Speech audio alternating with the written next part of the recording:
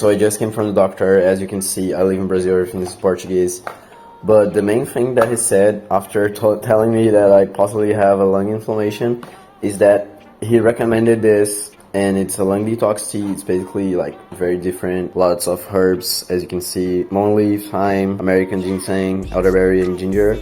And I'm gonna take it right now and tell for you guys if it's any good. I've been drinking it for 1 week already, and I can already say that I'm breathing better. I feel like my lungs are functioning very well, and I also have like lots of mucus coming out of me, so maybe it's like my body like removing it, I don't know.